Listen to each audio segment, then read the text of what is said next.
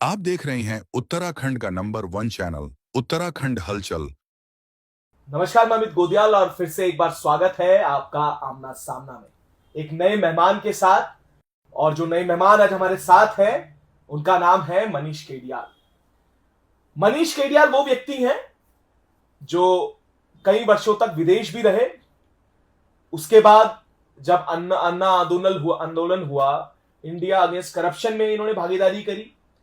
उसके बाद यूकेडी जैसी जो राजनीतिक दल है उस पर भी पर्दे के पीछे सर एक भूमिका बनाते हुए नजर आए।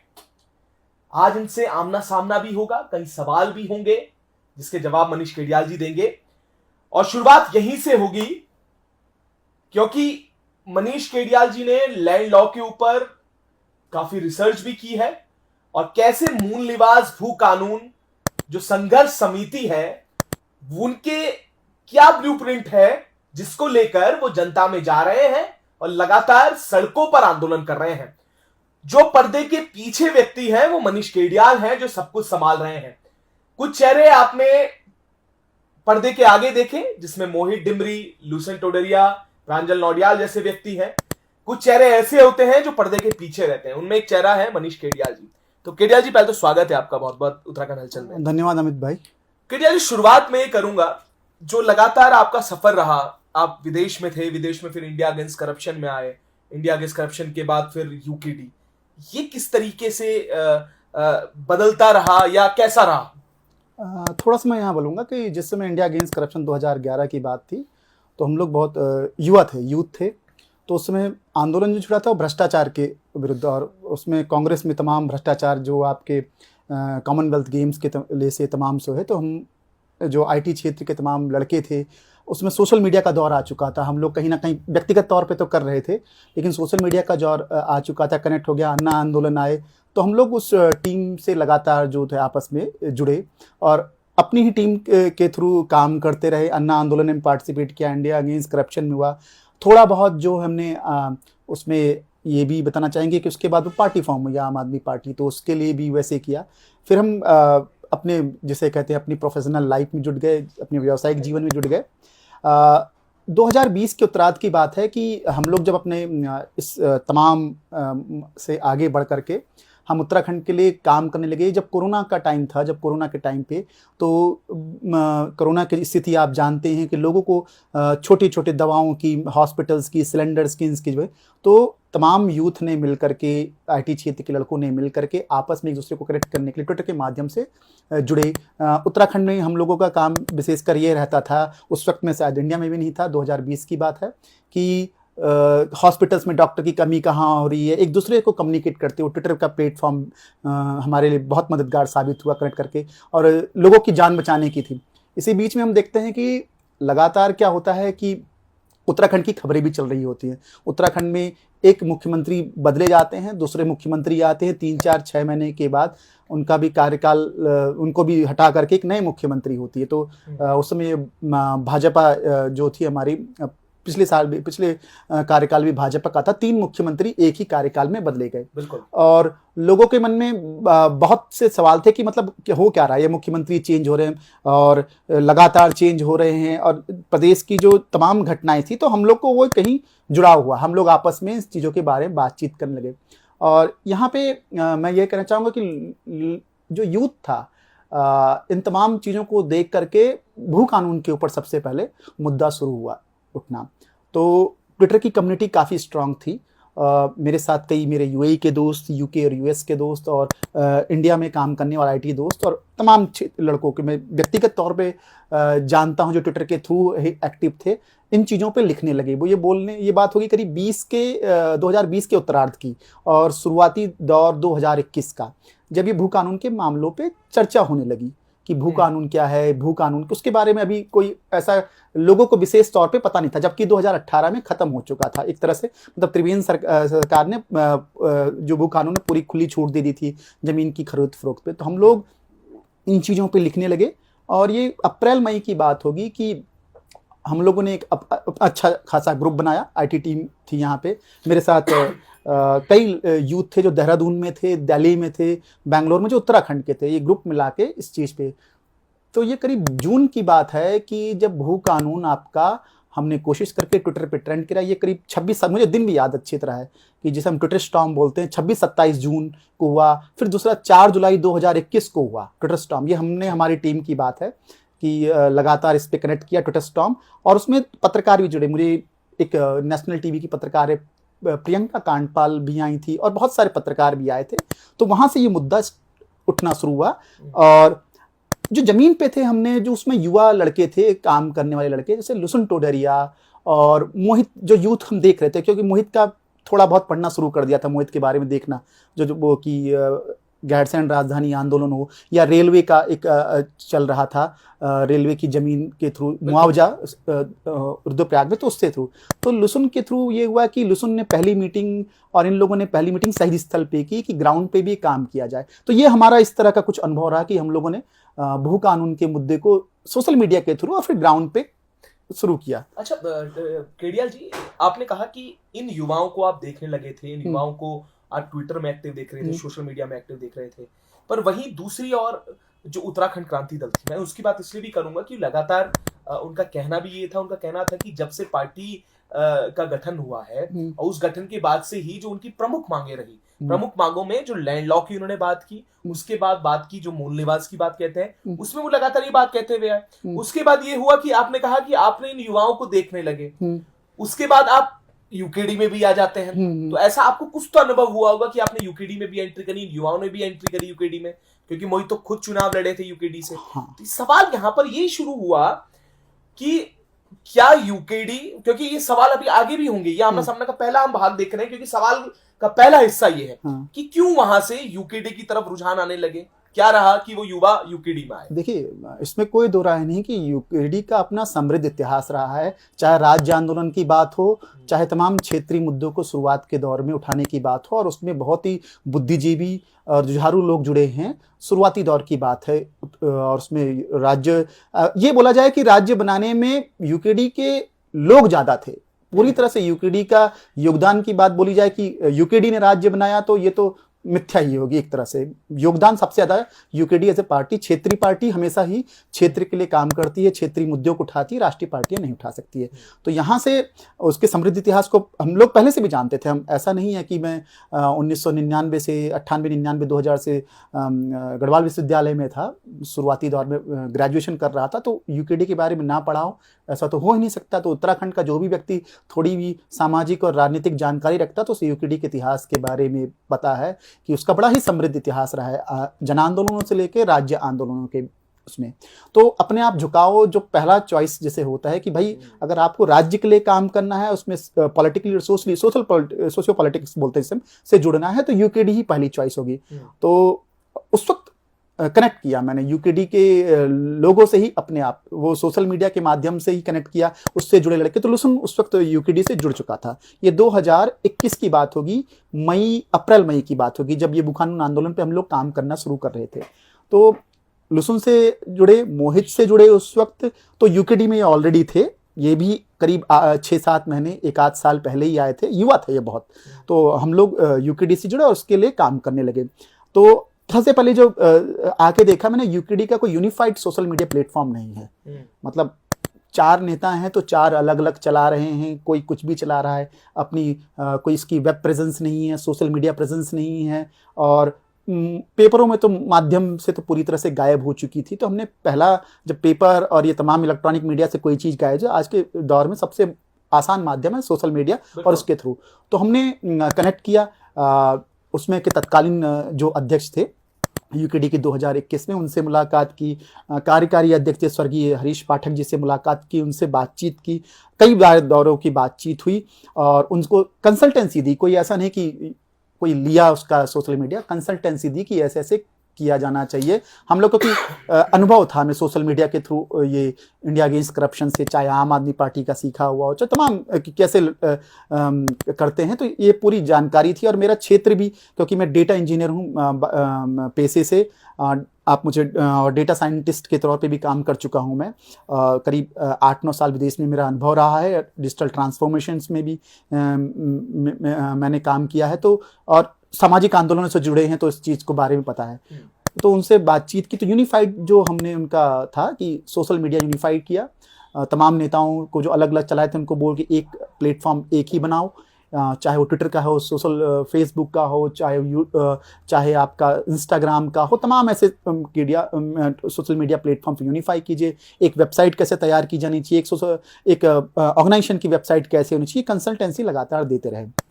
और चुनाव का दौर आया उस बीच में, तो चुनाव के दौर के मुझे याद है कि मुझे तत्कालीन अध्यक्ष जी और कार्यकारी अध्यक्ष जो आईटी संभाल रहे थे उन्होंने बोला कि करो इसके लिए।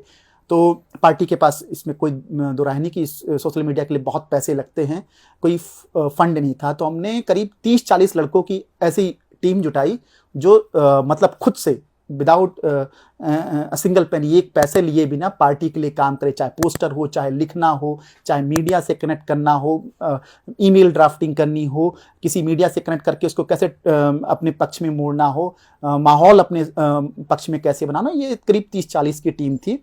और यूकेडी ने शायद हायर भी किया था एक सोशल मीडिया एजेंसी को, मुझे अच्छी तरह याद है, कोई कर्नल साहब थे, शर्मा ऐसे कुछ, मैं उस वक्त बैठक में था।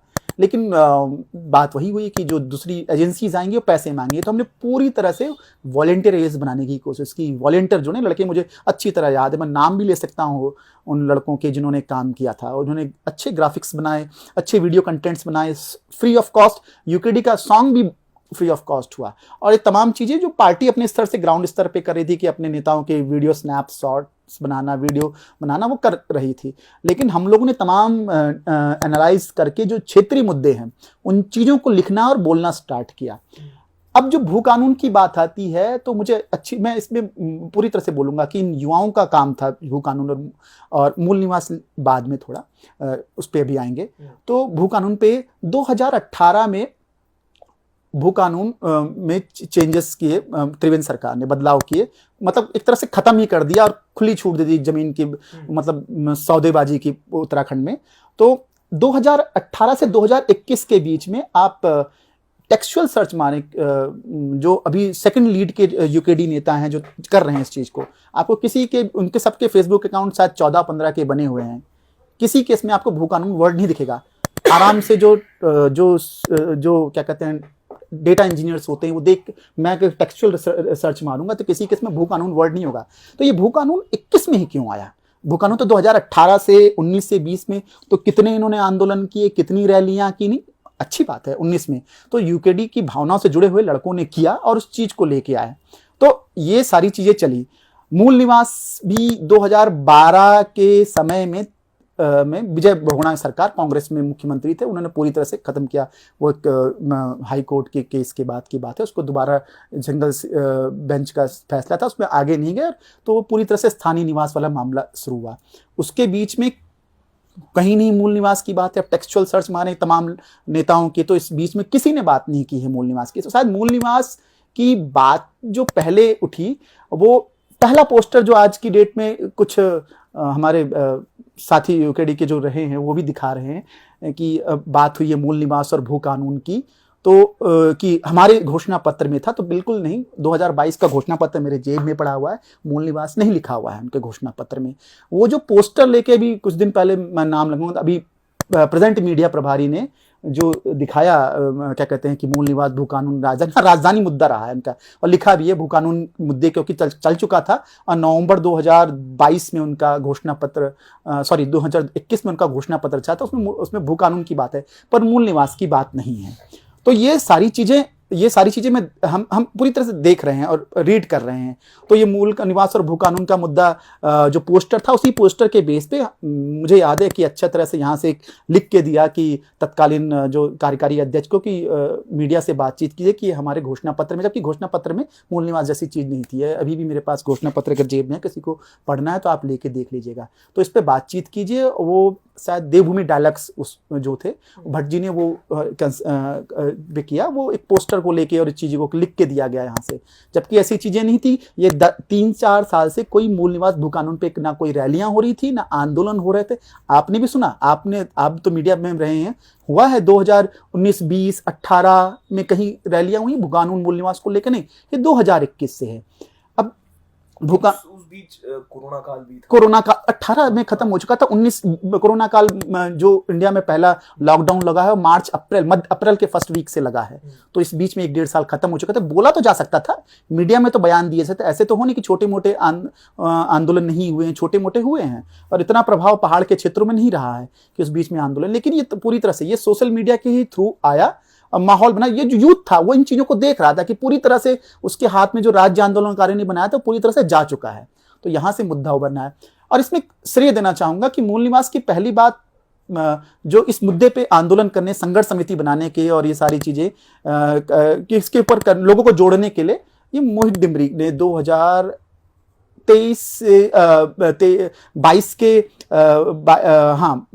23 के अप्रैल में, क्योंकि दिसंबर में पूरी रैली हुई थी 24 दिसंबर को, तो उसने पूरी तरह से 23 अप्रैल मई में ये बातचीत करी थी कि लोगों को जोड़ेंगे इस मुद्दे पे, क्योंकि भू कानून बिना मूल निवास के लाना एक तरह से मतलब कमजोर होगा। अगर आप भू कानून अगर मूल निवास के बिना लाते होगा क्या, जैसे अभी एक हरिद्वार में भाजपा ने एक विधायक लड़ाए जो इस राज्य के मूल निवासी नहीं थे, जो हरियाणा में भी मंत्री रह चुके थे। अगर वो यहाँ के विधायक बन जाएं, उनका परिवार अगर बन गए होते, उनका परिवार होता, तो विदाउट यहाँ के स्थानीय निवास, पूरी तरह से स्थानीय निवासी ना होकर के भी, मूल निवासी ना होकर के भी वो यहाँ की जमीन नहीं खरीद सकते थे। तो बिना मूल निवास के भू कानून की बातचीत करना एक तरह से मिथ्या है, व्यर्थ है याली।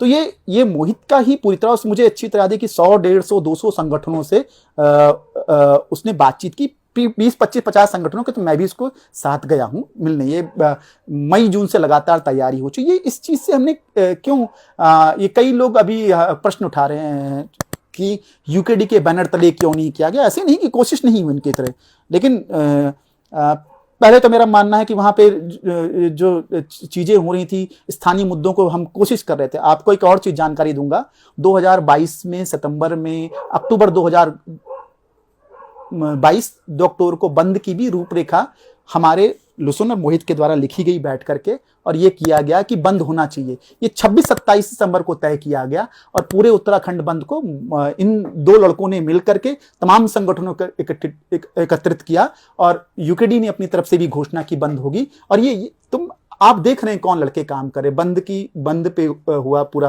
अंकिता भंडारी बंद पे, सभी को पता होगा, देख सकते हैं सोशल मीडिया पे, चाहे वेब पे देखे चाहे इलेक्ट्रॉनिक मीडिया पे देखे, बड़ा बंद था। देहरादून में भी असर हुआ, पहाड़ के तमाम में। तो इन 2 युवाओं की, और मेरे को पूरा पता है कि हमने किस किस संगठनों से बातचीत की है, तो उसमें तब तत्कालीन अध्यक्ष जी से बात की, उन्होंने कहा ठीक है हम करते हैं घोषणा। 27 सितंबर को उन्होंने किया कि 2 अक्टूबर को, 5 दिन के अंदर हुआ, ठीक ठाक बंद रहा।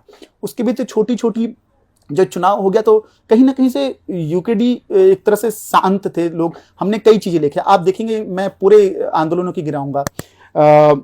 ये पद्म विभूषण दिया गया, क्या कहते हैं, मुलायम सिंह यादव को, हमें विरोध करना चाहा था। हमने बात की यूकेडी के कार्यालय में जाके, हम थे उसमें, कोई तैयार नहीं हो रहा बाहर आने के लिए, आंदोलन करने के लिए। मोहित और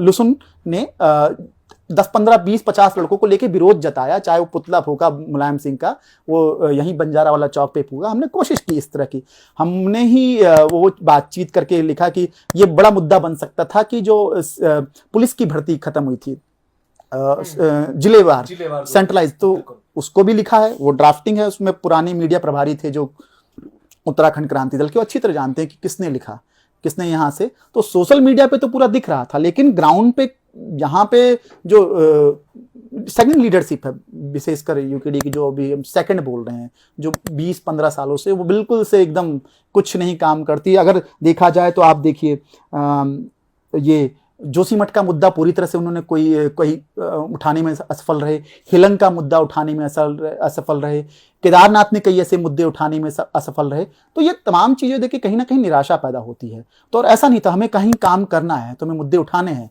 तो ये हमने कहा कि लोगों को इकट्ठा करके संघर्ष समिति के, और उसमें ठीक है यूकेडी के तमाम लोग जुड़े हुए थे, कर रहे थे काम। तो ये सारी चीजें, तो ये हमें एक जो अभी पिछले कुछ दिनों से चल रहा है, अगर एक सवाल क्लियर जी, ये तो आपने बोला असफल क्यों रही यूकेडी, हाँ, ये मतलब मुख्यतः वो वजह है जिससे नजर आता है कि यूकेडी असफल क्यों रही इस मुद्दे को, या ये जो तमाम प्रकरण थे जिसमें आवाज उठनी चाहिए थी पर नहीं उठाई। सवाल ये रहा कि कुछ दिन पूर्व देखिए यूकेडी की जो जन भावनाएं हैं यूकेडी हाँ से, बिल्कुल बिल्कुल, तमाम उसमें जो हम भी लोग हैं, भावनाएं जो हैं। युवा हैं या और लोग भी हैं, यूकेडी को एक अलग नजर से देखा जाता है, उसमें भावनाएं आती हैं। जब जब यूकेडी का नाम लिया जाता है तब ये बोला जाता है कि यूकेडी मतलब अपनापन। हम्म। सवाल यहां पर ये रहा कि यूकेडी के कुछ लोगों ने आप लोगों की टीम के ऊपर आरोप लगाए। मैं मूल निवास की मैंने बहुत बार सवाल किया, मैंने लूसन भाई से भी पूछा, मैंने मोहित डिमरी से भी पूछा, मैंने प्रांजल नौडियाल से भी पूछा।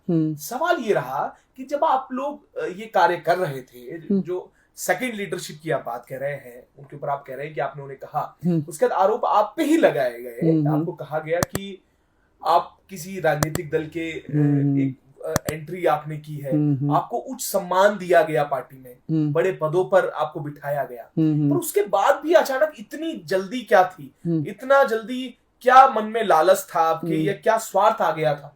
आप ही के जो सेकंड लीडरशिप है वो कहती भी नजर आई। उन्होंने ये कहा कि देखिए आपने रैलियां की, उसके बाद तांडव रैली होने वाली है। मंशाएं बिल्कुल जरूर हो सकती हैं, मंशाएं दोनों की ही पॉजिटिव है। अगर तांडव रैली भी होती है तो उसमें भी प्रदेश के हित में ही बात हो रही है। आपकी जो स्वाभिमान रैली थी, मूल निवास भू कानून संघर्ष समिति की जो स्वाभिमान रैली थी, उसमें भी यही बात हो रही थी। पर सवाल यह है कि अपने अपने लोग जो हैं वो थोड़े से अलग थलग नजर आए। गैरसैंड में भी देखा गया, आरोप प्रत्यारोप होते रहे। आखिर में ये सब चीजें जो है ना, ये से कैसे देखते हैं? जी, अभी जो पदों की बात की, तो जो मेरा तो कोई विशेष कर पद नहीं, मैंने कंसल्टेंट के रूप में रहा, और लोगों को शायद पता भी नहीं रहा है कि मैंने बहुत प्रचार नहीं किया। मैं एक तरह से 1 साल 1.5 साल प्रभारी रहा। वो मुझे उस वक्त कार्यकारी अध्यक्ष ने बनाया था यूकेडी का, और मैं जब तक ये नए अध्यक्ष का चुनाव नहीं रहा, और नए अध्यक्ष के चुनाव होने के बाद भी मैं तो जैसे रहता है कि नहीं, उन्होंने खुद मेरे पास आकर कि नहीं आपने प्रभार देखना है, ये सारी चीज़ें करना है। ये अध्यक्ष जो नए अध्यक्ष हैं अभी उत्तराखंड क्रांति दल के जो भी हैं, उन्होंने मुझे अलग से मिल करके किसी कैफे में बैठ के नहीं, आपने कहा ना, खुद बुलाया और खुद चीज़ें करी, और मैं लगातार कर रहा था। उनका जो पहला इंटरव्यू होता है उनके सोशल मीडिया प्लेटफॉर्म में, तो वो तो मुझे लगता नहीं है कि यूकेडी के अध्यक्ष जी को कोई आज की डेट में जानता होगा, ना कोई इनका इतना। आप भी शायद क्योंकि पत्रकारिता में है, जानते हैं, किसी आम आदमी को पूछो तो नहीं बता पाएगा। जो पुराने लीडर्स हैं, क्योंकि उनका बड़ा इतिहास रहा है, समृद्ध इतिहास, तो जानते हैं। तो उन्होंने कहा, तो हम काम कर रहे थे, वो मैं पूरी तरह से अध्यक्ष बनने के बाद।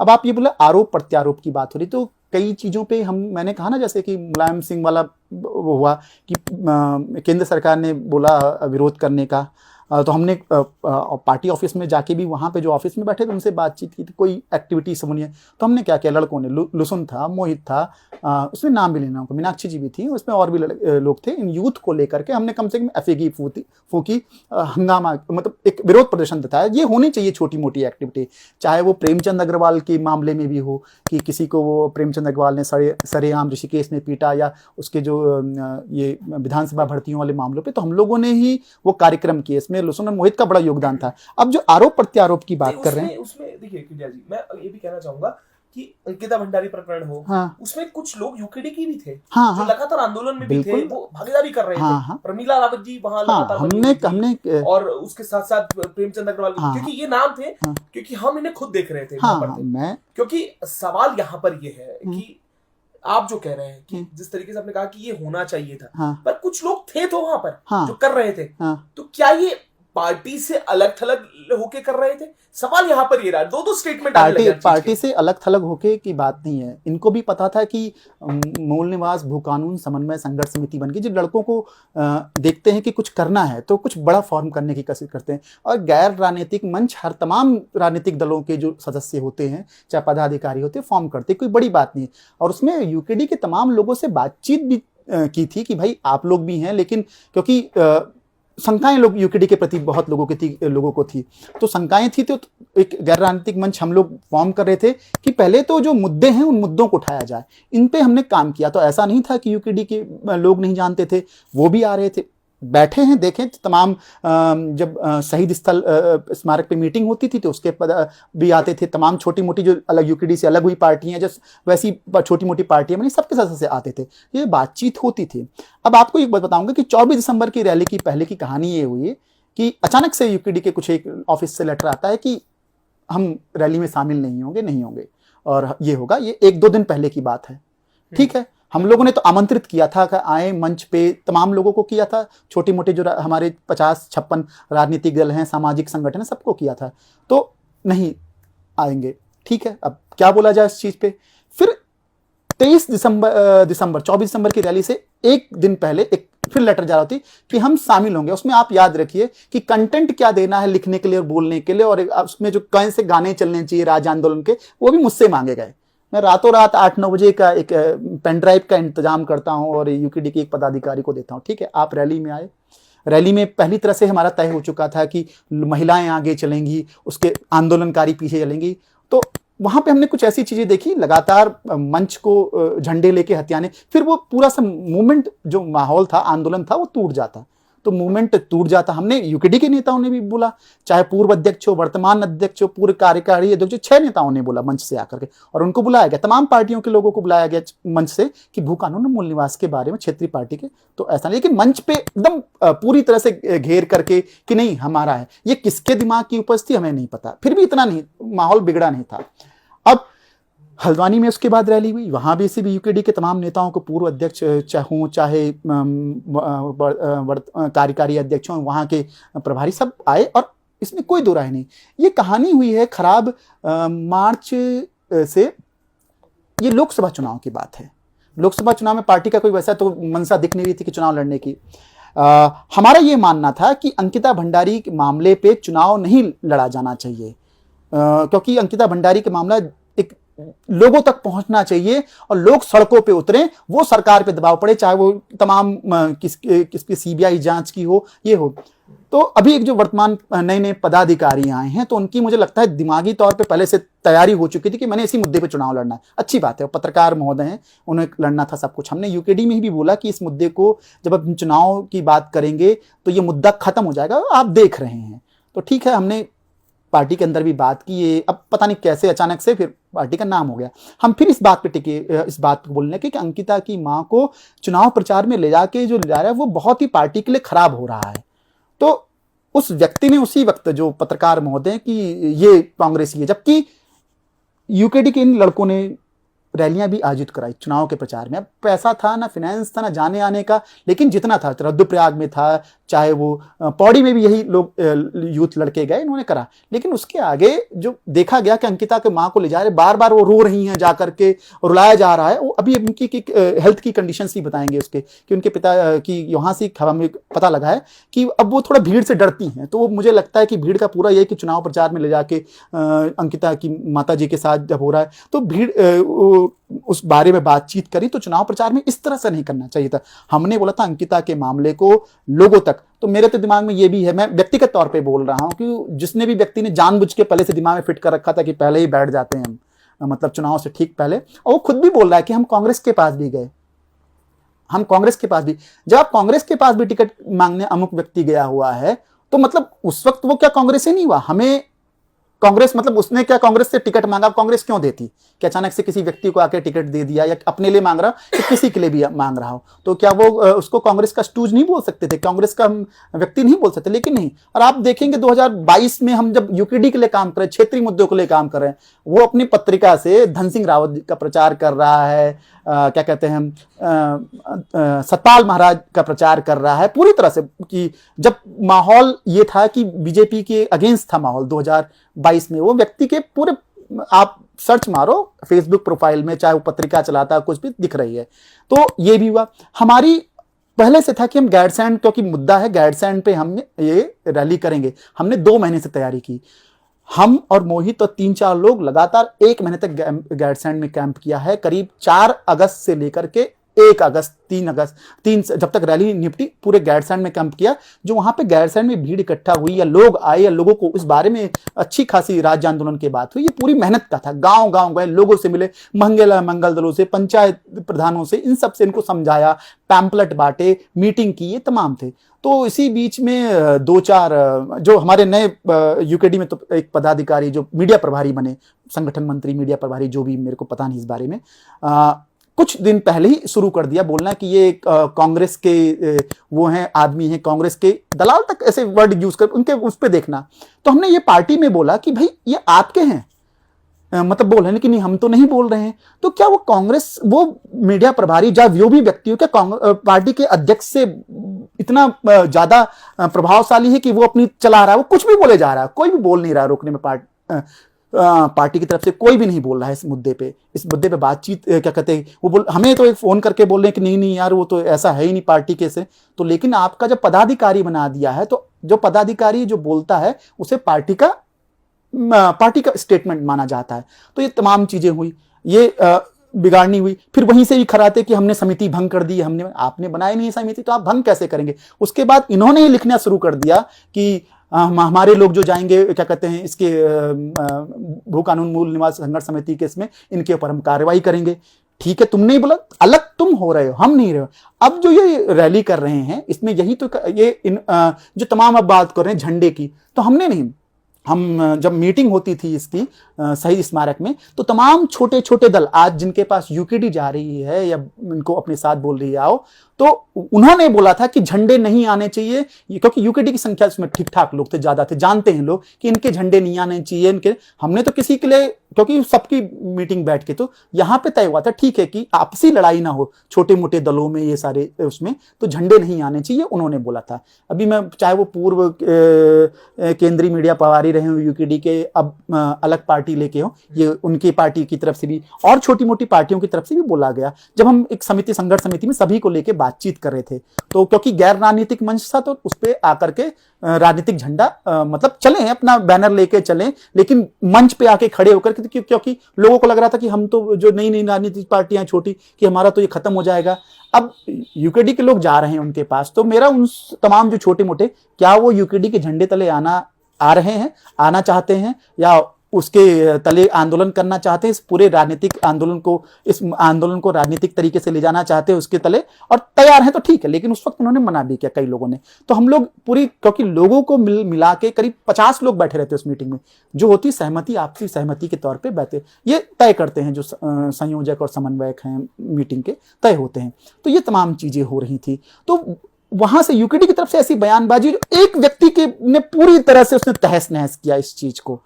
हम लोग फिर भी नहीं बोल रहे हैं, ना बोल रहे हैं। आप देखना संयोजक के तौर पे वो नहीं बोल रहे हैं, जो हमारे फ्रंट फेसेस हैं, जो हमारे यूथ लीडर देख रहे हैं, चाहे आप वो मोहित डिमरी हो, चाहे लुसन टोडरिया हो, चाहे अभी प्रांजल हो, तो नहीं बोल रहे हैं। मेरा तौर है कि मैं एक अलग से अपना सोशल मीडिया आईडी, कम्युनिकेशन सीचो, प्रोसेसिंग, प्रोग्रामिंग, ड्राफ्टिंग पे काम करता हूँ, तो मेरा बोलना, मैं बैकएंड का हूँ, लेकिन मैं चीजें देख रहा हूं तो एक व्यक्तिगत तौर पे बोल रहा हूं या मैं किसी समिति के तौर पे नहीं बोल रहा हूं। तो मैं यहां भी बताना चाहता हूं कि 3 साल बड़ी मेहनत की यूकेडी में, जो आप सोशल मीडिया पे जितनी चीजें देख रहे हो वो मेरी ही पुष्ट की हुई है, मेरी ही लिखी हुई छोटे छोटे मुद्दे लिखे, जिसपे आपको ग्राउंड में काम करता है वो नहीं दिखेगा, उसमें यूकेडी सोशल मीडिया पे दिखी है। वो हम लोगों की जो 3, 4, 5, 6 की टीम थी वो कर रही थी पुश। लोगों को लग रहा था कि यूकेडी बोल रही है, लेकिन ग्राउंड में कहीं प्रेजेंस नहीं है। मैं बहुत सारे ऐसे मुद्दे गिना दूंगा आपको।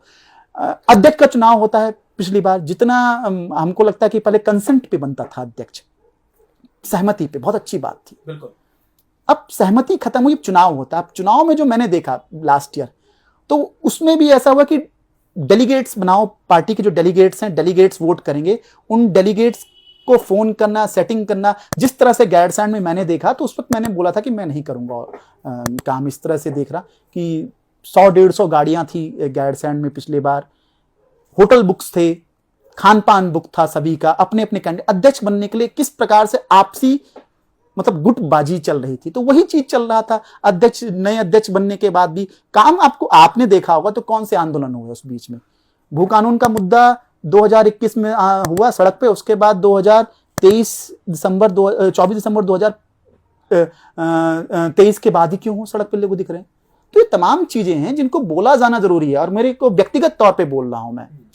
और हम एक सवाल यहाँ पर, इस बीच जब चुनाव की बात हुई तो जिन छोटे दलों की आप बात कर रहे हैं, जिन मीडिया प्रभारी की आप बात करें, बड़ा गृह युद्ध छिड़ा यूकेडी। हाँ, उस गृह युद्ध के बाद ठनाठनी भी हुई। हाँ, उसके बाद एक नई पार्टी का गठन हो गया। हाँ, आपने तांडव रैली की बात करें, क्योंकि बहुत लंबा समय, बहुत लंबा हो जाएगा अगर हम इसे पता खींचेंगे।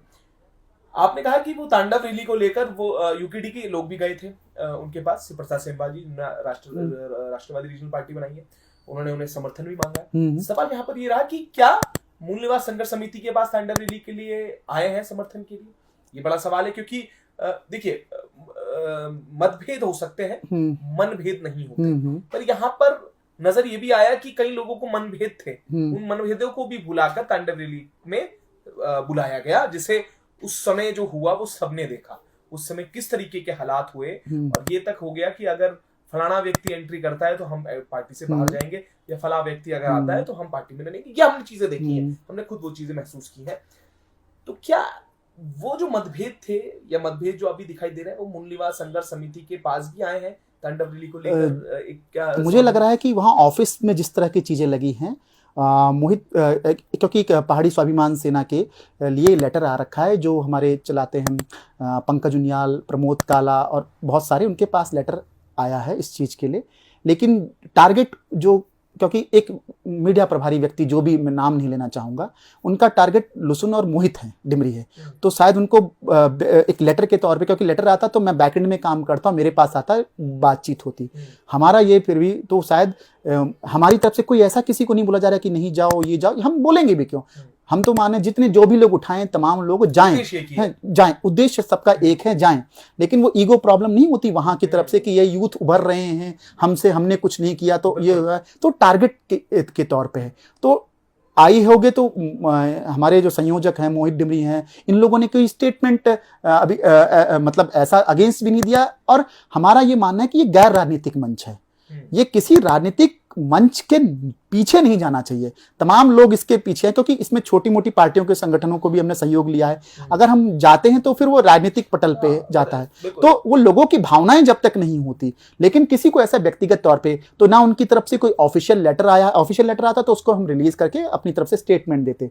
तो जब आया नहीं है तो वो लोग टैग कर रहे हैं कि क्या देगी संघर्ष, जब बोला नहीं जा रहा है तो हम अपना स्टेटमेंट जो है, हमारे संयोजक जो भी हैं वो तब देंगे। तो ये चीज है जो राजनीति की बात है कि यूकेडी को राजनीति करनी चाहिए। तो आप अभी केदारनाथ का चुनाव होगा, तो केदारनाथ में कौन सा उनका व्यक्ति है जो एक्टिव रहा है क्षेत्र में, क्षेत्रीय मुद्दे उठाया है?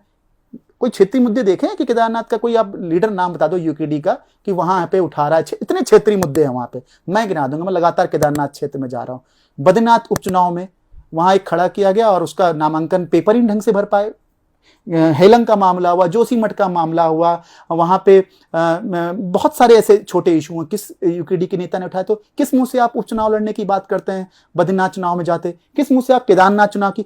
नगर निकाय की 3 मीटिंग मैंने अपने आप बुलाई, वो तो पेजेस पे दिख रहा है कि नगर निकाय के कितने मुद्दे उठाए, एमडीडीए के खिलाफ, नगर निगम के घोटालों के खिलाफ कितने, आप पेपर में तो पढ़ते होंगे, वेब सर्च मारिए कहां पे उठाया गया है, किस नेता ने बोला है। आपको राजनीतिक पार्टी बनना है, चुनाव लड़ना है, लेकिन वो मुद्दे ही नहीं उठा रहा है कोई। जो छोटे छोटे मुद्दे स्थानीय स्तर पे मुद्दे होते हैं, कहीं पुल के मुद्दे हैं, कहीं सड़क के मुद्दे हैं, चमोली में टीम बता दीजिए, टिहरी में इनकी टीम बता दीजिए, उत्तरकाशी में टीम बता, उत्तरकाशी में भी ऐसे बहुत आंदोलन है, पुरुला साइड में, यहाँ पे कहाँ पे दिखाई दिए? तो आप चुनाव लड़ने जाना चाहते हैं लेकिन आपको दिख नहीं रहे, तो आप खाली एक माहौल है। जो मेरा मानना है कि ये जो आंदोलन है, भू कानून और मूल निवास, एक तरह से पूरी तरह से ये जन आंदोलन अभी उभर रहा है। अगर इसको तुरंत ही राजनीतिक पटल पे हाईजैक करने का होगा तो बीजेपी यही चाहती है, क्या पता है बीजेपी की गेम प्लानिंग हो। बीजेपी यही चाहती है कि इसको राजनीतिक बना के तोड़ दिया जाए और ऐसा लूप होल वाला भू कानून दे दिया जाए जिसपे एग्री कर जाएं कुछ राजनीतिक दल और बस खत्म हो जाएगा मामला। क्योंकि उत्तराखंड बनाने में यही हुआ ना कि 29 संशोधन कर दिए, कुछ ऐसे इलाके हमारे से मिला दिए जिनकी हमने मांग भी नहीं की थी। तो उस वक्त भी यूकेडी को प्रखर तरह से मुझे लगता है कि विरोध करना चाहिए कि इस तरह का राज्य नहीं चाहिए था, वो बोला भी नहीं गया। आज की डेट में भी यही है।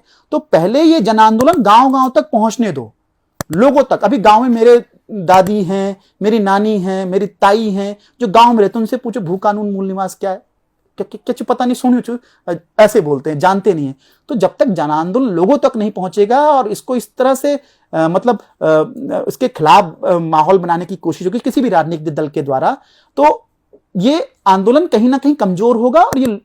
और ना हमें मूल निवास मिलना है, ना ये भू कानून मिलना है। और इन दोनों यूथ को तो मैं जो ये जुड़े हैं और भी लोगों का नाम ऐसे, क्योंकि मैं इनसे जुड़ा हूं और लोग भी जुड़े हैं, प्रमोद हैं, पंकज हैं, बहुत सारे लोगों को मैं, हिमांशु हैं ऋषिकेश से, हमारे क्या कहते हैं राकेश हैं, अरुण हैं, बहुत सारे लड़के हैं, अरविंद बिष्ट, बहुत सारे से यूथ हैं जो लड़के जुड़े हैं, जिन मुद्दों पे बोल रहे हैं, लिख रहे हैं। क्षेत्रीयता की भावना रही है, तो ये इस मुद्दे को लेकर चाहते हैं कि बड़ा मुद्दा हो और हमको ये मिले। अच्छा केडिया साहब, एक आखिरी सवाल करूंगा। और ये सवाल ये है कि क्या भू कानून संघर्ष समिति जैसे, और हमने देखा है, अमूमन इतिहास रहा है कि उत्तराखंड में अगर आवाजें उठती हैं तो उसे फिर राजनीतिक दलों में कन्वर्ट कर दिया जाता है। इसी का नतीजा है कि इतने सारे क्षेत्रीय दल बने। तो क्या इस और भी दिशा में भी सोचा जा रहा है क्या, या किसी पार्टी को समर्थन देने जैसी बात हो रही है? ये मुख्य सवाल इसलिए भी उभर कर आते हैं क्योंकि कहा यह जाता है कि सड़कों की लड़ाई जब तक सदन में नहीं गूंजती तब तक ना तो बदलाव होते हैं और ना तो, क्योंकि आखिर में टेबल पर ही बैठकर सारे निर्णय होते हैं।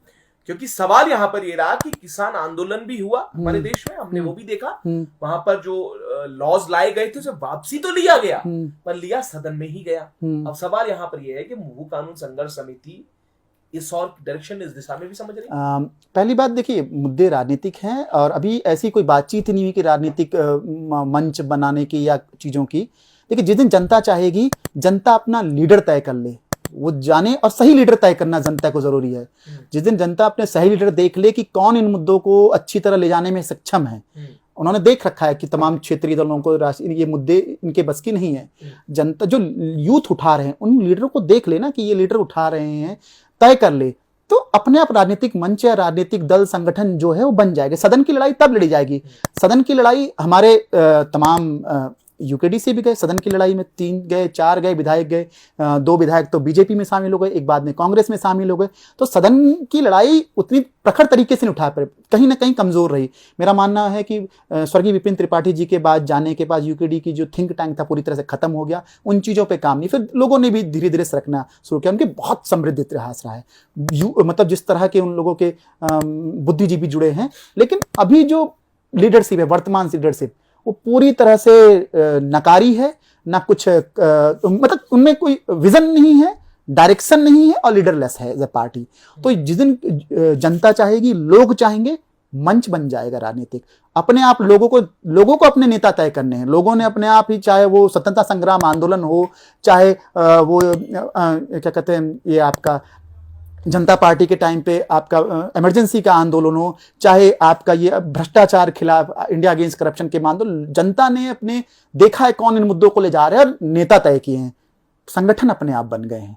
तो अभी इस तरह की कोई चर्चा है नहीं। हमारा यह है कि ये जन आंदोलन के रूप में लोगों तक पहुंचे और जो इस जन आंदोलन को प्रखर तरीके से उठाए, तो मंच अपने आप बन जाएगा, लोग अपने आप आएंगे। आपको कहते हैं ना कि पुकारते हैं कि नहीं तुम लोग आओ, ये लोग हैं, ये लोग हमारा राजनीतिक चेहरा बनना चाहिए, ये लोग उठा सकते हैं इन लोगों की। और इन दोनों लड़कों की, इनके ऊपर हमारे अच्छी बात यह है कि लोगों को, इन यूथ के ऊपर विश्वास है, जो अपना नेतृत्व देख रहे हैं।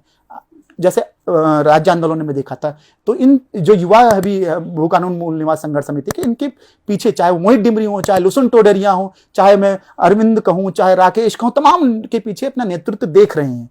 जब अरुण है, चाहे इनके पीछे अपना जब नेतृत्व देख रहे हैं, तो अपने आप राजनीतिक उन्हीं को कॉल की जाएगी कि ये हमारा राजनीतिक नेतृत्व हो सकते हैं। तो मंच बनने में कोई भी देरी नहीं होती है, लेकिन ऐसी कोई बातचीत नहीं है। और मेरा तो एक जन आंदोलन के रूप में ही जुड़ा हुआ हूं, तो राजनीतिक पार्टी के तौर पे यह आंदोलन अगर होगा तो कहीं ना कहीं खत्म होगा। सदन में किसको जाना है, 2027 की लड़ाई है, पहले मुद्दा तो पहुंच जाए लोगों तक। तो ये हमारी चीजों की कहना। तो आपने देखा कि अभी मनीष खेड़ियाल जी ने जो बातें बताई हैं, आप भी कमेंट इस पे करिएगा, पर क्योंकि नेक्स्ट जो इसका पार्ट होगा उसमें मनीष खेड़ियाल जी से बात होगी। आखिर जो भू कानून की बात हो रही है वो कैसा होने वाला है, वो कैसे होगा और कैसे धरातल पर ये मुद्दे उतरेंगे और आखिर क्या सॉल्यूशन है इसका, इस पर चर्चा हम करेंगे। पर इस वीडियो को देखकर ये पूरी जो बात मनीष खेड़ियाल जी ने कही है उसको लेकर आपकी क्या राय है जरूर लिखिएगा। इस वीडियो को ज्यादा से ज्यादा शेयर कीजिएगा। हम भी तब तक आपको आगे भी ऐसी अपडेट करते रहेंगे, तब तक के लिए जुड़े रहिएगा और देखते रहिएगा उत्तराखंड हलचल। धन्यवाद। उत्तराखंड हलचल की समस्त अपडेट पाने के लिए चैनल को जरूर फॉलो करें।